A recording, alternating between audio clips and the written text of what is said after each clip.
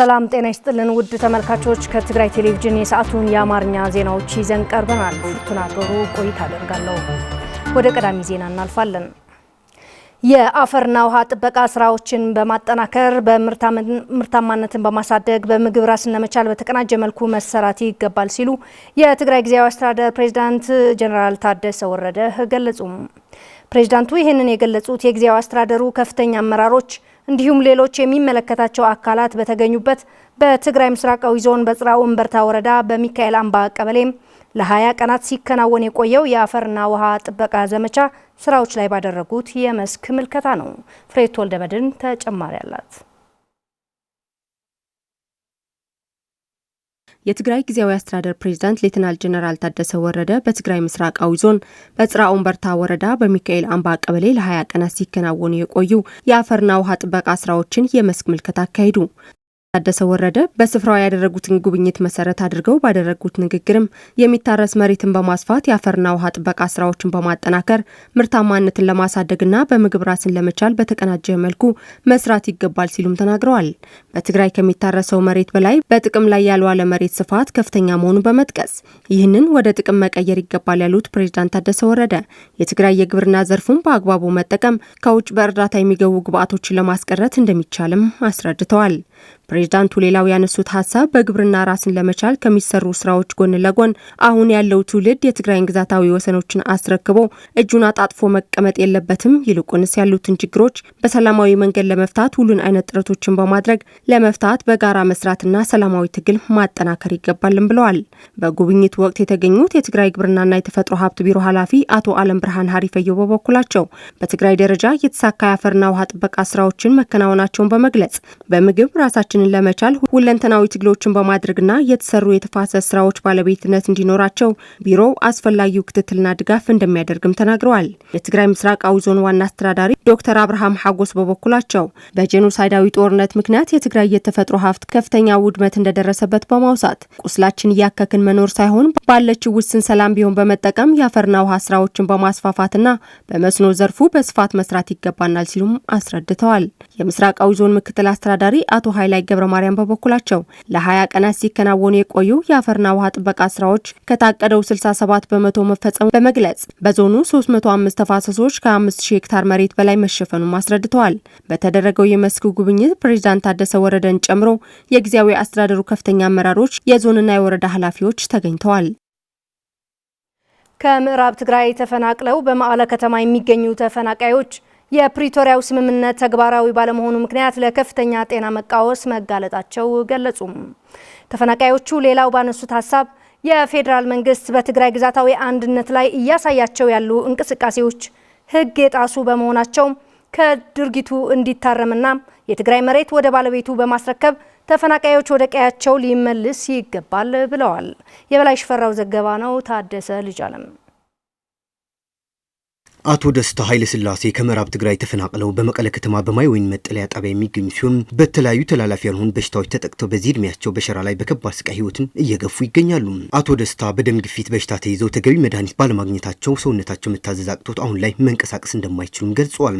ላለፉት ከ5 ዓመት በላይ በመጠለያ ጣቢያው በምግብና በመድኃኒት ጦት ምክንያት ብዙ ችግር ማሳለፋቸውና በዚህ የተነሳም ህመማቸው ከቀን ወደ ቀን እየተባባሰ በመምጣቱም እዚህ ደረጃ ላይ መድረሳቸውም ይናገራሉ። ኣብዚ ናይ ጸጥታ ደም ተጠቃሚ ህመሜ ይሄው ከቀያችን ከተፈናቀለን 5 ዓመት ሞልቶናል። እኔም እንደምታዩኝ በስቃይ ላይ ነው ያለሁት። ግማሽ ሰውነቴ ፓራላይዝ ነው። የምግብ የመድኃኒት እጥረት አለ። ብቻ ምን ልበልክ በሞት አፋፍ ላይ ነው የምንገኘው። በተመሳሳይ ወይዘሮ አኸዛ ገብሩም ከቀያቸው ተፈናቅለው ላለፉት 6 ዓመታት በመጠለያ ጣቢያ በስቃይና መከራ እንደሚገኙ ገልጸው በሕክምና ጦትና በሰብአዊ እርዳታ እጥረት ምክንያት ለማህፀን እብጠት በሽታ መጋለጣቸውም ይገልጻሉ። ከዚህ ብትቦለሽን ማለት ይሁንት እየ ጸገምነኒ ጥቃት ወጽሕኒ ወደዚህ ተፈናቅለን ከመጣን ጀምሮ በስቃይ ውስጥ ነው የምንገኘው። ህመም አለብኝ። ኦፕራሲዮን አድርጌያለሁ። ሆዴና ወገቤ እብጠት አለብኝ። በቱቦ ነው የምንቀሳቀሰው። ብቻ የኛ ስቃይና መከራ በዛ መረረን። የኛ ህይወት ከሰው በታች ከመሬት በላይ የሆነ ህይወት ነው እየኖርን ያለ ነው። ቤተሰቦቼና ልጆቼ በጦርነቱ ሞተውብኛል። ማህፀኔና ወገቤ አብጦ ባለመታከም ምክንያት ለከፍተኛ ጉዳት ተዳርጌያለሁ። የፌዴራል መንግስት በተፈናቃዮችና በመላ የትግራይ ህዝብ እየፈጸመው ያለው ማብቂያ የሌለው ምክንያት ለከባድ ስቃይና መከራ እንደተጋለጡ ገልጸዋል።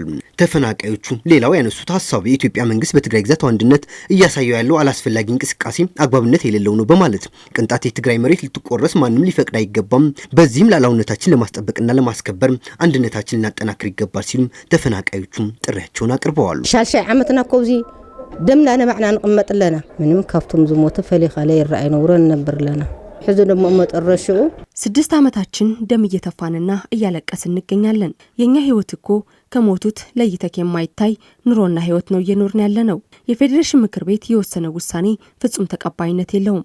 ምዕራብ ትግራይ የትግራይ አካል ነው። በህገ መንግስቱ መሰረትን ብናይ ምንም የሚያከራክር ጉዳይ አይደለም።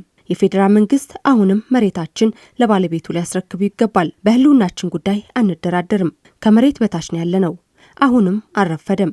ወደ ቀያችን መልሱን። አደራ ዘቅመጥና ገንዘብና ወና ሓደ ረከብና የነ ባንክ ዘጸጋዕና የነ ባንክ ወን ኸድካ ገንዘብ አይትረክብን አህማው ሁኔታቲና ዘለና በእርዳታ ያገኘነው ገንዘብ ባንክ ላይ ብናስቀምጥም አውጥተን መጠቀም አልቻልንም። በችግር ላይ ችግር ተደራርቦብን ነው ያለው።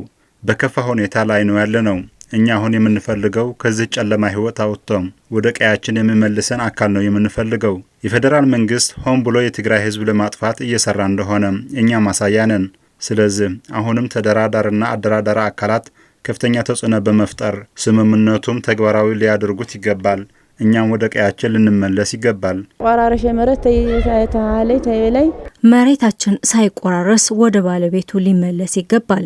እኛ ተፈናቃዮችም ወደ ቀያችን ተመልሰን ሰርተን መብላትና መደበኛ ህይወታችንን መኖር ነው የምንፈልገው። መሬት ትግራይ ቅንጣት ትሆን መሬት ትግራይ ተቆሪሳ ክትኸይድ ህዝብ ትግራይ ማንም ሉዓላዊነትና ንምኽባር ቅንጣት የትግራይ መሬት ሊቆረስ ማንም ሊፈቅድ አይገባም። ሉዓላዊነታችን በማስከበርም አንድነታችን ልናጠናክር ይገባል።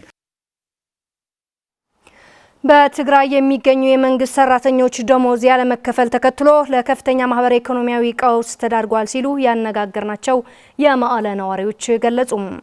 በመሆኑም ይህንን እየታየ ያለው ቀውስ የሚያስከትለውን አደጋ በመገንዘብ የፌዴራል መንግስት እንዲሁም ጊዜያዊ አስተዳደር እንዲሁም የተለያዩ የሲቪል ማህበራት የመፍትሄ አካል ሆነው ሊሰሩ ይገባልም ብለዋል።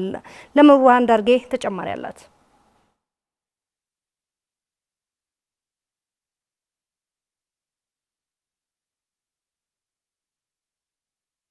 በትግራይ ያጋጠመውን የጥሬ ገንዘብ እጥረት፣ በቂ የባንክ አገልግሎት አለመኖርና በየጊዜው እየታዩ ያሉት የሸቀጦችን የዋጋ ንረት በህብረተሰቡ ላይ ከፍተኛ ማህበራዊ ኢኮኖሚያዊ ቀውስ ማስከተሉን ያነጋገርናቸው የመቀለ ከተማ ነዋሪዎች ገለጹ። ይህ በእንዲህ እንዳለም በበጀት እጥረት ምክንያት የመንግስት ሰራተኞች ደሞዝ አለመከፈላቸውም ያለውን ችግር አገልግሎት በሚሰጡ ተቋማት ላይ መስተጓጎል እየፈጠረ መሆኑንና ደሞዝ መከፈል ህጋዊ መብት በመሆኑ ክልከላውም ኢሰብአዊ ጥሰት መሆኑን ገልጸዋል። አንድ ተቀጣሪ ደሞዝ ተከለከለ ማለት እንደ ህብረተሰብም ወደ ክራይሲስ የሚያስገባ እንደ ኢኮኖሚ ሴንተርም የሚያናጋ ነው። ወደ ሌላ ያልተፈለገ ክራይሲስ ሊያስገባ ስለሚችል ይሄ ከአግባብ ውጭ ነው የሚል እምነት ነው ያለኝ። እንደዚህ አይነት ክልከላዎች፣ እንደዚህ አይነት እንቅፋት መፍጠር በተለይ ሲቪል ሰርቫንቱ ለህዝቡ አገልግሎት ሰጪ ስለሆነ ደሞዝ መቋረጥ አለበት ብዬ አላስብም ማለት ነው። እሱም ብቻም አይደለም ኢሰብአዊም ነው ኢፍትሃዊም ነው። የደሞዝ ክልከላ የተደረገበት የመንግስት ሰራተኛው የችግሩን ስፋትና ጥልቀትን ለመንግስት ማሳወቅ እንዳለበትና መንግስትን ጨምሮ ሲቪል ማህበራትም ቢሆኑ ሁኔታውን በመረዳት የመፍትሄው ተዋናይ መሆን ይጠበቅባቸዋል ሲሉም ሀሳባቸውን ሰጥተዋል። እንደ አንድ ዜጋ ማለት በትዕግስት ጠብቆ ለመንግስት አቤቱታው በየጊዜው ማሰማት አለበት። ለክልል መንግስት ይሁን ፌደራል መንግስት ይሄ ተጠይቆ በአግባቡ መሰሉ የሚያከብርበት ሁኔታ ማመቻቸት አለበት የሚል እምነት ነው ያለ። የፌደራል መንግስት የተቻለውን ያህል ሰላሙ እንዲጸና የትግራይ ህዝብም የኢትዮጵያ አካል ስለሆነ የትግራይ ሲቪል ሰርቫንትም የኢትዮጵያም አካልም ነው።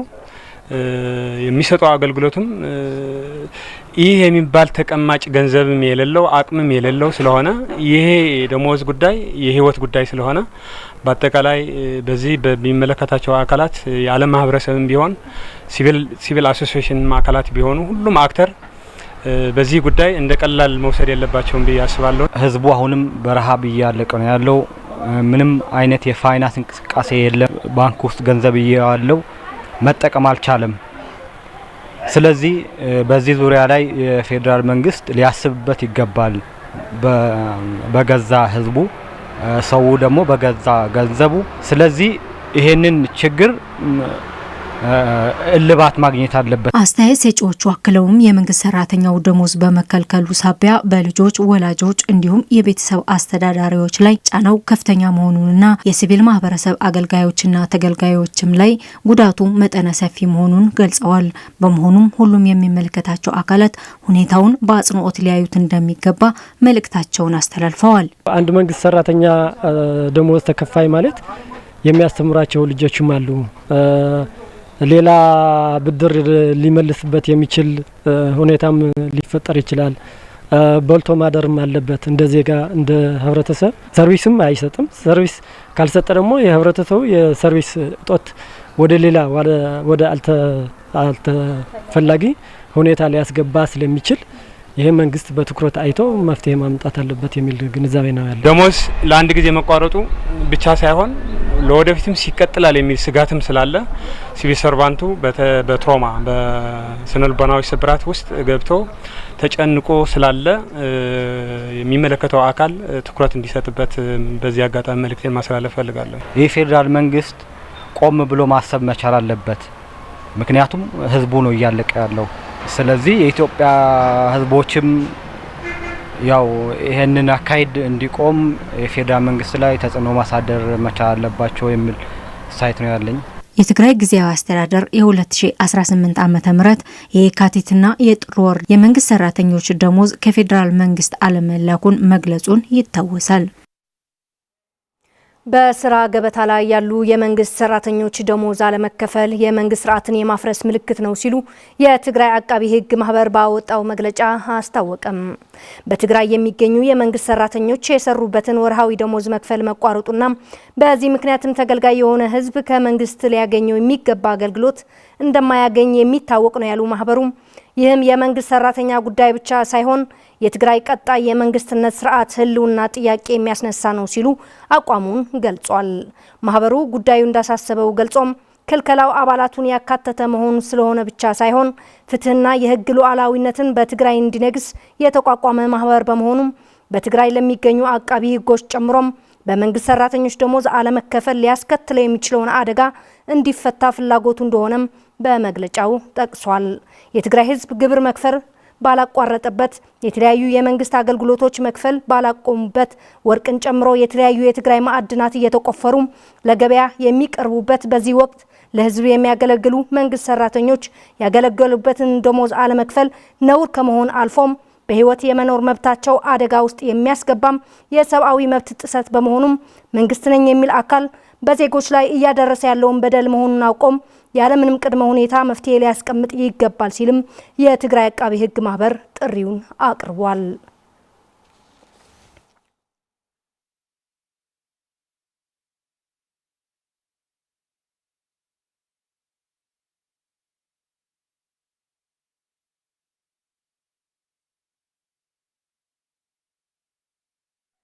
ውድ ተመልካቾቻችን ከትግራይ ቴሌቪዥን በቀጥታ የሰዓቱን የአማርኛ ዜናዎች እየተከታተላችሁ ትገኛላችሁ። ወደ ቀሪ ዜና እናልፋለን። የዘንድሮ የ12ኛ ክፍል ማጠቃለያ ፈተና የላቀ ውጤት ለማምጣት ከፍተኛ ጥረት እያደረጉ መሆኑን ያነጋገርናቸው በመቀለ ከተማ የሚገኙ ተማሪዎች ገለጹ።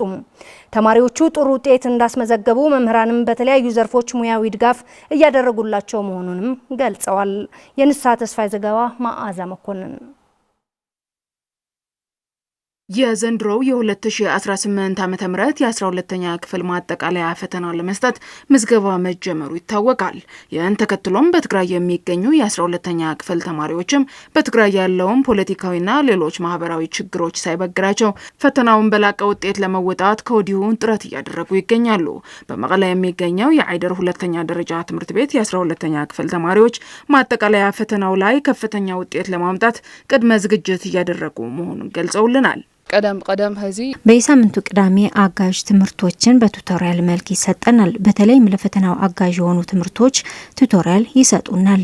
በክፍልም አስተማሪዎቻችን ፈተና ላይ ይመጣሉ የሚባሉ ጥያቄዎችን በማያያዝ እያስተማሩን ነበር። ምድሏት ጽበው ለፈተናው ጥሩ ዝግጅት እያደረግን ነው። መምህራንም የሚያስፈልገንን ድጋፍ እያደረጉልን ነው። የፈተና ፎርሙ ሞልተናል። ፈተናው እየተቃረበ በመሆኑ ጥሩ ዝግጅት እያደረግን ነው። በደንብ ሰርተንም ጥሩ ውጤት እንደምናመጣም አንጠራጠርም። ማንኛውም ተማሪ ካላነበበ ፈተናውን መስራትም ሆነ ማለፍ እንደማይችል ይገነዘባል። ለማጠቃለያ ፈተና የሚሆን ጥያቄዎችም በየምዕራፉ በአጫጭር ፈተናዎች እየወሰድናቸው ነው። በደንብ እየሰራን ነው። ስለዚህ በሚገባው ልክ ተዘጋጅተን ፈተናውን እንሰራዋለን። የአይደር ሁለተኛ ደረጃ ትምህርት ቤት መምህራን በበኩላቸው የ12ኛ ክፍል ተፈታኝ ተማሪዎች የላቀ ውጤት እንዲያስመዘግቡ አጋዥ የሆኑ የትምህርት ድጋፎችን በማድረግ ላይ መሆናቸው ይገልጻሉ።